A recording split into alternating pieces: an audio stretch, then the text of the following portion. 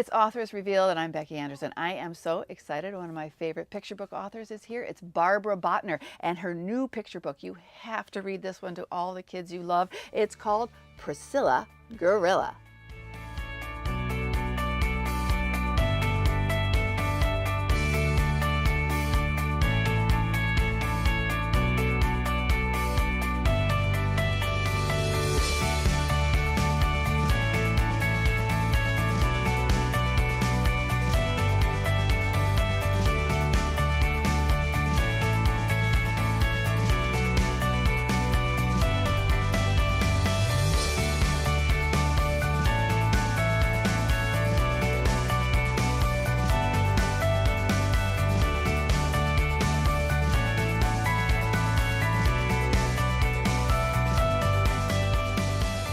Barbara, it's so great to have you here in Naperville and at Anderson's Bookshop. I'm so happy to be here. Well, I have been a fan of your books for years, and I even remember reading Bootsy Barker Bites to my youngest daughter, and she wanted that book over and over and over. And you know what? I never minded that over and over and over. Thank you. Thank you. It's one of her favorite picture books, and she still remembers it very fondly.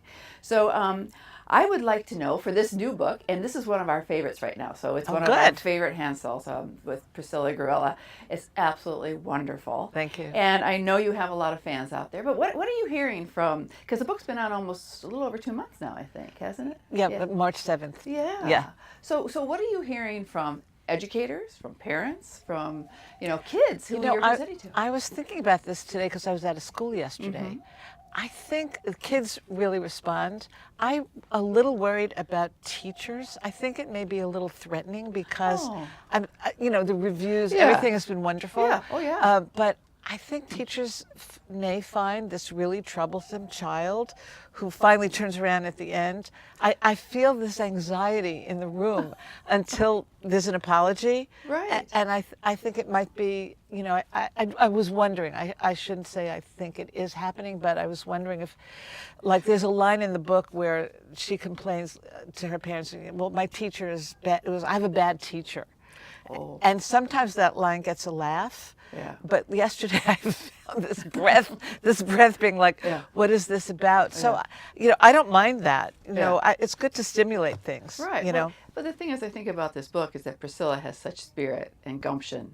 She has this personality that through the course of the book, her teacher learns a lot about how to handle these situations and not squash that creativity and that quest for knowledge and being so obsessed with something like Priscilla and gorillas, right? Passion. Passion. Oh, absolutely. We want our kids to have passion. Exactly. And that I have had a long career, and it has really been I've always concentrated on supporting children and being authentic and being who they are, not who they should be. Exactly. Because in my generation growing up, there was a lot of shoulding, and I had to rebel against that, and therefore my specialty has been sort of rebellious girls. Yeah, right. And I know that they're out there, especially as women at this point in history. Exactly. I want women with muscle and verve, and I don't want anyone's foot on any kid's head. Right. Yeah, we want girls that persist. That's right. They say, right. That's right. Yeah.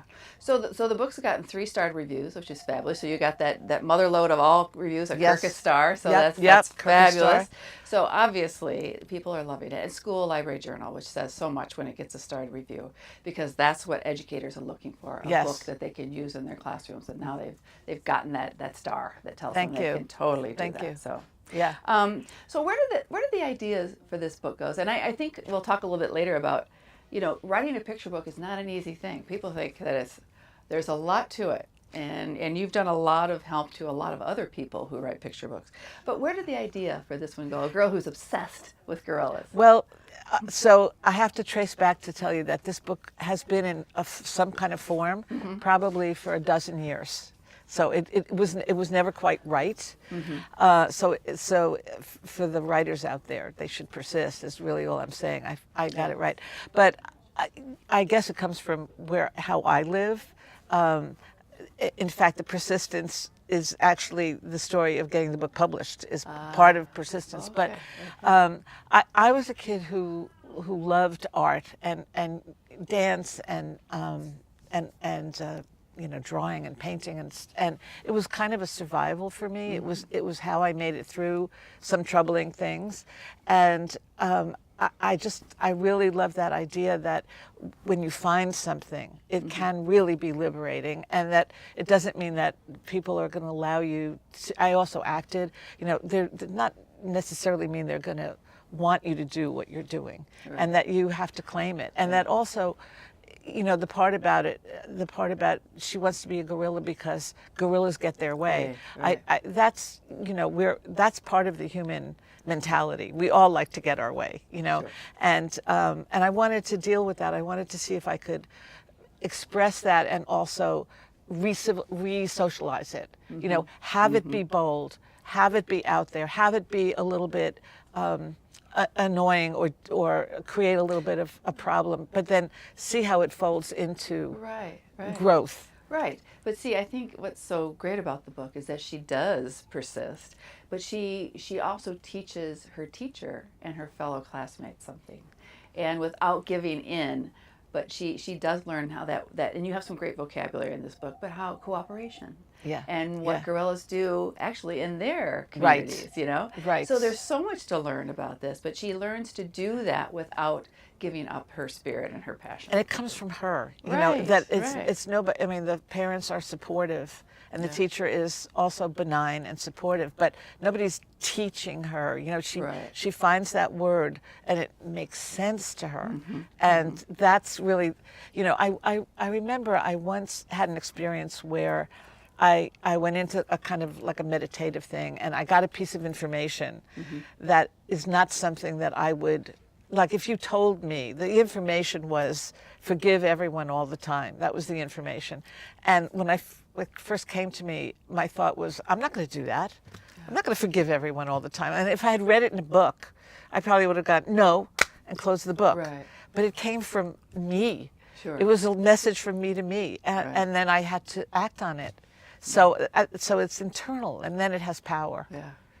And the other aspect of the book, I love the thinking corner, because not only teachers but also parents use a different name, and I think thinking corner says so much more. It frames it in a nicer way. So much better, and I hope a lot of educators and parents will adopt that, because it's a place to sit and just think.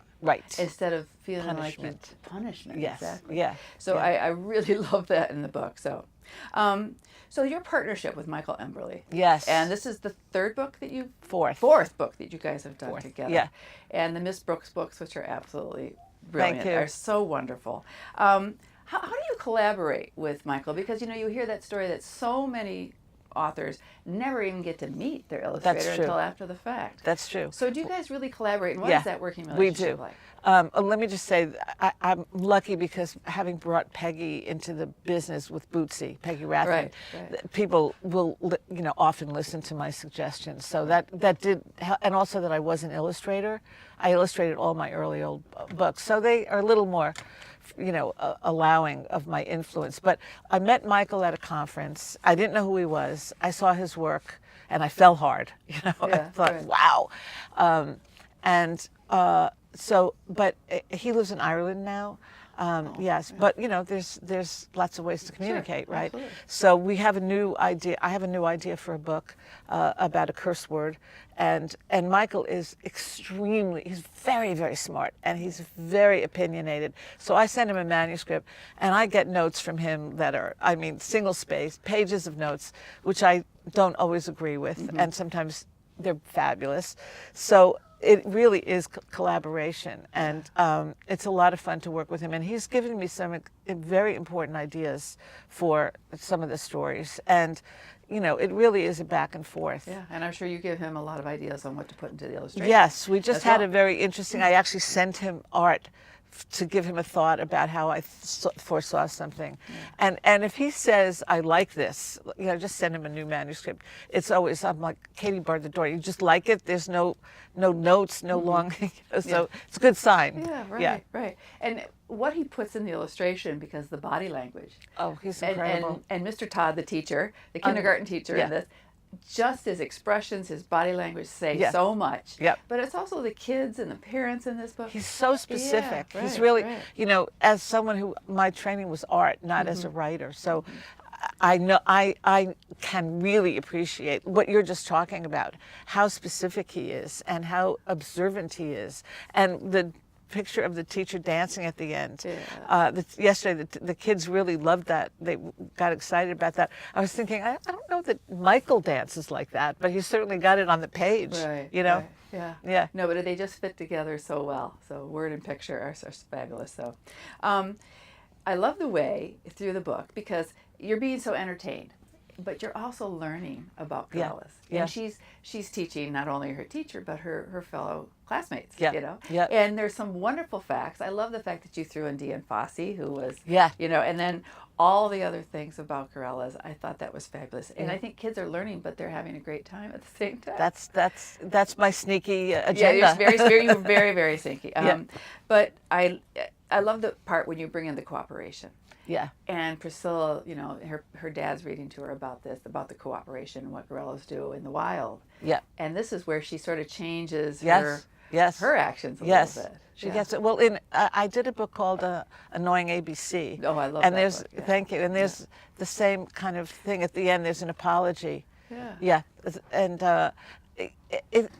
you know, when you're a kid, you're sort of forced to apologize even when you don't want to. Or you don't understand why.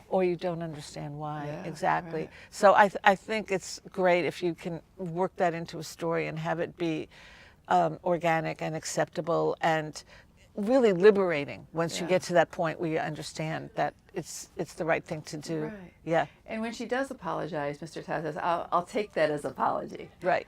But Because I don't want to hit it too hard. Right, exactly. I don't and want I to be think that's a better way to handle it. Absolutely. Yeah. So your books, especially, and I love these types of picture books that not only entertain the child, but they entertain the mom, the dad, any adult or educator. Yeah. And those are the books you don't mind reading over and over and over and over again.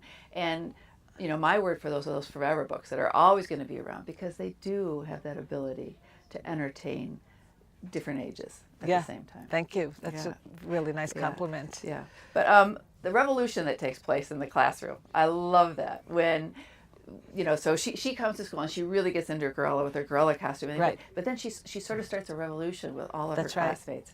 And so all of her classmates start doing their thing. I once had another page that I knew it wouldn't fly, but I couldn't resist. I was crossed my fingers. I thought maybe where the parents were going to come in wearing their pajamas, which would have been a hysterical double-page spread. But of course, I knew that was a bridge too far. But I tried. Sure. Yeah. And I love the fact that Mr. Todd is a man and he's a kindergarten teacher. We don't see that very often. That was in Michael. Elementary schools. Michael brought that. See, Yeah. that was a great element to that. And also, too, and I know Michael does this in a lot of his illustration, I'm sure this was your idea, too, is to make Priscilla's family multiracial, but also the classroom. Because, and I didn't even notice that until I read one of the reviews that mentioned that. Yes, yeah, Because, that was Michael. Yeah. Yeah, I mean, I was hands off on that, but he was, of course, he was right. Yeah. Yeah. And that is what we see. Exactly. That's totally what we see today. Exactly. So how do you go about writing a picture book? So tell us the process, because some people have no idea how it is to choose the right words, figure out how the placement on the page with the illustration, how does it Well, really that work? isn't my purview. Getting the idea, let me go back a little bit to getting the ideas. Because I've been doing this for so long, I mean, I hear a song or a phrase, and what comes to me is, poets, I guess, think about poems. Right. So I'm flooded with ideas for picture books. I mean, I really, every single week. The challenging part for me is once I know that this thing that I observed or heard, that there's some kernel there of a picture book, then it's about, well, how are you going to do that? And a lot of them, like I said, I get a lot of ideas. A lot of them don't go anywhere because, maybe that would be somebody else that could do that one, or maybe there's no real ending, or maybe but it's very, very playful for me it's a puzzle, and I actually am someone who hates puzzles. You will never find me at Scrabble or tabletop puzzles. I hate puzzles, but the puzzle of writing a story is something I really enjoy. Sure. the stuff that you were just mentioning about layout, that's the artist and the art director, unless there's a page turn in the story where I'm going to show you something on another page. Right. That is a big shock, and then I'll write like picture cue on this page.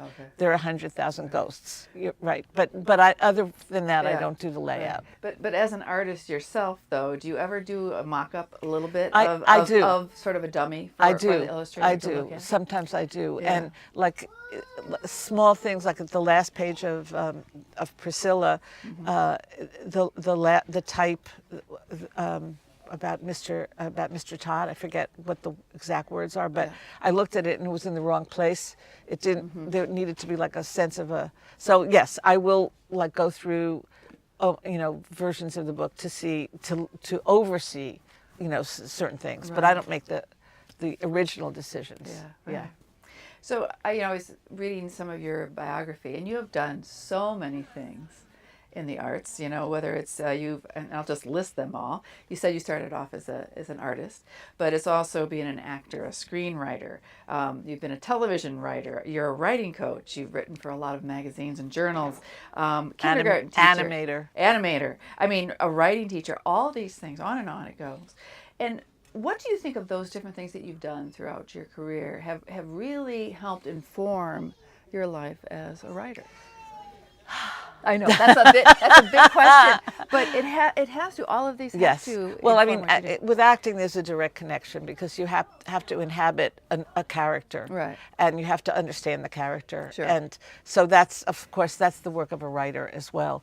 I think it's kind of you become a tuning fork for, let's say, what's good, what's resonant, what's beautiful, what's authentic. All these different things mean that you're using your humanity to understand the world and then to shape it, and to also, I think every artist, we have our own sort of radio station, that we bring down the things we bring down, where someone else, brings something else, and that becomes more and more finely attuned, so that you start to know where you can operate in the world that will really have that needs your interpretation. And so all of that works together. Yeah. And I saw you did some short little films for Sesame Street. I did. I won an international award a long time ago. Yeah. How wonderful. That was fun. Yeah, I bet. So how did your life as a writer, I mean, all those other things you did, how did it morph into being a writer? What happened that got you into writing? It was pretty unexpected. I was an art girl. I was a little dancer. I was a little artist. My degree was in painting. I spent a year in Paris when I was in college painting. Wow. Wonderful, wonderful thing. Yeah. And then I just wanted to. I needed to make a living, and as a painter, you have portfolios that are like this size, and you go around to ad agencies, and you unfold all of your stuff, and they say, "What are you talking about?" So I realized, okay, I have to do something commercial. So I started looking at kids' books, and the art was incredible, even back when I started. And I thought, this is a place I can be expressive of who I am and still make a living. I'm not going to sell paintings when I'm 22 years old, right? So I started to study them. And then when I went around to the publishers with slightly smaller portfolios, of stuff I imagined, they really said to me, you can do this, but you're not like the top. You're not going to be getting like you're not going to be a shoo-in because you're so fabulous. You should just write your own books. And then if you write your own books, you'll have something to illustrate. So this had never occurred to me before. Right. So I was like a B+ artist. If I had been an A+ artist, I probably would have not decided to write. Yeah. So then I thought, oh, I'll write a book. They said to write a book. Yeah. So I wrote a few things, and the third one actually went. And there was a great scene where I took it to, I don't even remember how I got into these offices, but in those days you could meet editors. Sure. And I went up to a very famous editor who's not with us anymore, and I had the book dummy, and I was excited and everything. And he looked at it, and he said to me, he said something like, "You come in here and expect me just to publish your book? I've never heard of you. You just walk in off the street and you want me to publish this?" And I was, "Yeah, I do." And said, "Well, I'm not going to publish this. I don't know who you are." And I left, and I realized what he was saying was, this is publishable, but you're not, but you're nobody. So I sold that very book the same day to somebody else. But it was my first thing, but I think he's saying this is good. Right. So at least it didn't totally discourage you. Not at all. It was very strange. Right, sure, sure. So I know you've mentored a lot of other illustrators and children's authors, and you've also taught writing classes at Parsons and the New School in New York, which is so fantastic. So, you know, some of the people you've worked with, like Lane Smith, everybody knows him from, of course, working with John Cheska and all the other things he's done, like The True Story of the Three Little Pigs, and those are people who will recognize. But Antoinette Portis, who I absolutely love. She's currently back at my table. Oh, that's cool. And Barney Salzberg and Laura Numeroff and so many other people. Bruce Deegan, Robin Price Glasser. Right? Yeah. All these people have been to see us over the years many times. For a while, I was one of the earlier teachers. I'm old, so I was one of the earlier people teaching. Yeah. And Laura brought her first book to my class in New York, and it was published. It was called Amy for Short, and it was from an assignment that I gave. Yeah. And same with Bruce Deegan. Bruce was teaching school. He really didn't like it. And I always had this bizarre confidence. It was part of my DNA. And I remember saying to Bruce, you don't have to worry. You're going to have a career. And he was like, I was like, no, you're not going to teach for it's going to happen for you. Mm-hmm. So he's still, when I see him, he's always, thank you. But you name all those illustrators and authors that their books are still they're like classics. They're gold. They're gold. Well, and I think of Jamberry, how many times I read that. He illustrated that. To my own children. Yeah. I think I had a good instinct for things that would be important to children. Sure, I think because of my own childhood, I developed like a strong sense of what matters for kids, and I encouraged people. I did encourage them to go deeper. You know. Yeah. And I did say I remember saying to somebody, they showed me something, and I said something like, is that all you have? Something, not in a mean way, but it was like, is this the sum total of who you are? Right, sure. And they were very grateful because they went deeper and got something that was, much better. Yeah. So what would you say would be the top piece of advice you would give somebody who's looking, whether it's doing picture books or illustrating or even a middle grade or... One sole piece of advice. Yeah. I used to say, go where the screaming is the loudest in you. Where is that place that is not settled down? That's where you're going to get something that's so it's got to be important to you before it can be important to somebody else. Right. So sometimes the distress or the discomfort, that's where you're going to get some real gold. Yeah. Good advice. And I know you remember this, a few years ago there was that article in the New York Times that says something about the picture book being dead, and that parents were pushing their kids past picture books long before they should have. And I found that so alarming. I'm sure you did too. We all did, yes. And because you are never too old to listen to That's a right. book. That's right. And there are waves about, marketing, about what's going on. But owning a bookstore, people are going to come in for picture books. Yes, they are. Because even with video games and interactive and Exactly. Yeah. Exactly. So what are you working on now? I think you mentioned a little bit of something. But well, I have 4 more books coming out that are under contract. Wow. So that's good. Fantastic. Yeah. And like I said, I'm working on. I don't know if I want to share it with the world because I don't want people jumping on it. But I have a few new. One thing I'm going to work on with Michael is this book about. It's a book about cursing that has no curses in it. So it leaves that for the children and the parents to talk about that. Yeah. So and I'm just finishing a YA novel. I wrote a few of those back in the day. Right. Yeah. Oh, great. Yeah. Okay, you have to promise to come back and see us for that. Yes. Okay, so I end these interviews with a little quiz, and you know all the answers. Basically, this is your life as a reader and being a writer. Okay. So whatever comes to mind right off. It's kind of like a lightning round. So what was your favorite book as a child? Well, back in the day, we used to read these books called Honey Bunch. Oh, okay. And what I liked is they were sailing away on a raft. That's what I remember. A life of adventure. That sounds great. Adventure. Okay, and what do you remember from maybe high school or something when you were a teen, something that really made an impression on you at an impressionable age? That led to that. That kind of you still remember to this day. A book, actually a YA book that I wrote, started out with a very pretty girl sitting in front of the dynamic, charismatic high school teacher, and she had her hair up in a thing, and she pulls out like a a chopstick or something, and her hair cascaded in slow motion all the way down, and the teacher couldn't speak. And that opened up a book I wrote. Yeah, It was okay. it was a good image. Okay. And what about a favorite play? Maybe something you worked on, or maybe just something that you absolutely love? Well, you know, my favorite movie so far is As Good as It Gets. Yeah, and yeah, but I see so many. I see a lot of plays. Yeah. And what about some picture book authors or illustrators that you absolutely love? Well, of course, I grew up on Maurice Sendak, and I taught with him at Otis Parsons in New York. We shared students. Very cool. Yeah. But I was brought up on Arnold Lobel and the Francis books. Oh, yeah. Yeah. So I'm sort of a, you know, I'm a vet. Yeah. Those are great. And how about any book you've read your entire life, or just an absolute favorite book? What would that be? Probably something by one of the Russians. Okay. You know, Yeah. in high school, reading those books and staying up all night. Yeah. Okay. And how about a book you faked reading? Because we've all done this. I don't fake read, but I can speed read like you can't believe. Okay. And, you know, still come out with something respectable to say. Very good. So if you could have a literary dinner, and just think of these three authors, alive or dead, Right. it would be you and these three. Right. To have this incredible conversation. Who Right. would those three be? Okay. Well, it would have to be Tolstoy and Dickens and maybe George Saunders. Whoa. That'd be quite a dinner. Yeah, that would be a great dinner. Okay. Do you dog ear or bookmark? Use a bookmark when you're reading. I dog ear. Okay. Yeah. Confession. That's great. Yes. And anything you're reading now or read recently that you really love?